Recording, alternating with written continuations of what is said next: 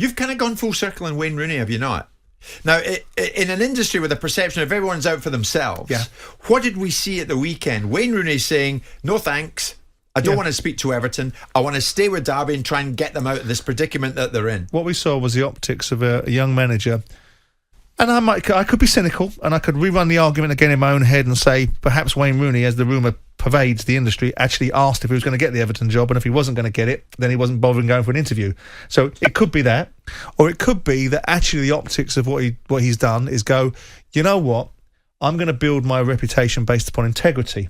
I'm going to build it based upon loyalty. It's nice to be considered for an interview of Everton. I don't think he'd have gotten the job, but I thought it was nice, irrespective of the idea that I'm beginning to become acclimatised to, that maybe actually asked. Nice. That's not like you. Well, nice. But was it not timely? No, I think it's nice. I think Wayne Rooney, whatever I may have thought about his first managerial season, and I was very close to being right, which was my only issue with Wayne was, if you put this guy in charge without any experience, you're going to get your team relegated. And they did everything they possibly could to get themselves relegated, besides, allow or not legislate for someone else scoring a goal in the last minute of the last game of the season, which would have relegated Derby.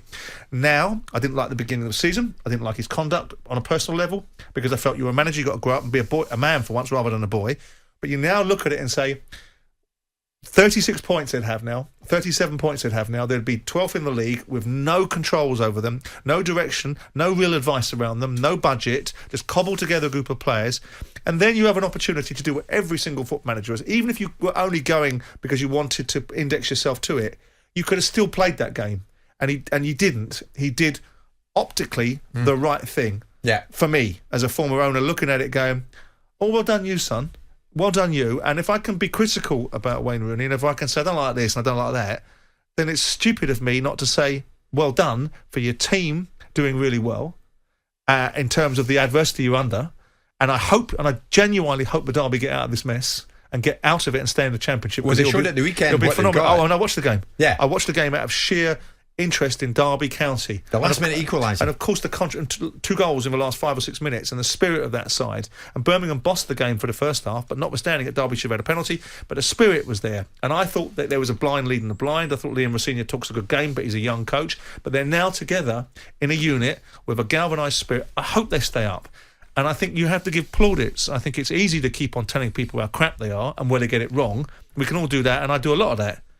But in this instance, I think he's done well. So Wayne's turned your thought around about Wayne? Well, I think you have to judge people by the here and now. I judged him by the here and now a year ago, and it turned into some ridiculous, childish assertion from him that it was an agenda. I couldn't care less about Wayne Rooney. And I've told you about that. I met him at Peterborough on the track, and he went through me because of my association with you. I know you got him to phone me, and I wasn't interested in talking to him, or was busy at the time. Do you regret that? Should you have spoken to him? Not really, because he shouldn't care what I think. He says to you, I'm concerned because my parents are upset. Grow up and be a man. He did care about what you said. Well, too bad. If the only thing in the world that you can have is praise, you ain't going to be much of a character, are you? I spend my life reading on Twitter feeds what a failed owner I was after spending 50 million quid of my money on a football club that I loved and adored and never wanted to lose. If you can't take criticism, then you shouldn't be in the position. So Wayne should have grown up about that. And, if he'd have got me on the phone, which I didn't duck, he'd have got the same thing I said about him on the radio, even probably louder.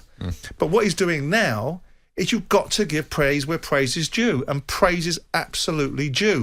He's coming of age. He's growing into he's growing into himself as a manager, and maybe we might just prove me wrong that Wayne Rooney will be a decent manager. And I like the way he spoke. I'm going to get in the Premier League at some point, but this is not the right time. I've got a job here. Now that may be mired in PR, and we might see a little bit of a backstory behind it, but it doesn't matter. The optics are still good for a football manager with integrity.